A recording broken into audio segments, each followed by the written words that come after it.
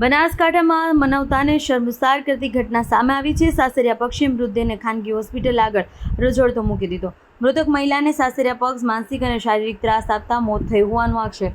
ધાનેરા તાલુકાના નાનોડા ગામની 35 વર્ષીય મહિલાના ગોલા ગામે લગ્ન થયા હતા। મહિલાનો મૃતદેહ કારમાં મૂકી સાસરિયા પક્ષ જતા રહેતા પિયર પક્ષે પોલીસને જાણ કરી। ધાનેરા પોલીસે મૃતદેહને ધાનેરા રેફરલમાં ખસેડી કાર્યવાહી હાથ ધરી છે।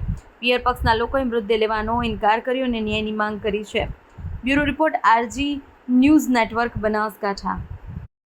हाँ दवाखान लीन आया अमान कोई खबर नहीं बरा जाहिरात दी थी 10 वागे घर में आया बराबर। हवा में तो लाश को भाड़ी से जहाँ भी गाड़ी भाड़ी है गोला वाला या गाड़ी मेली भागी जावे कोई धंधी आ કેટલા વાગે ગાડી મૂકીને ભાગી ગયા? अल्लाह भाई કેટલા વાગે 11 વાગે ભાગી ગયા। સત્યમમાં ગયા હે સત્યમમાંથી ત્યાં ફાંસી લાવી। હા બોલ સત્યમમાં પહેલા લઈને ગયા સત્યમમાંથી ફાંસી લાવી લાવીને મૂકી અને કોણ મૂકીને ગયો એ અમને ખાતરી નહીં। મારા છોકરા બી આવ્યા હતા એમણે ભાળી છોકરી મારી લીધી બરાબર।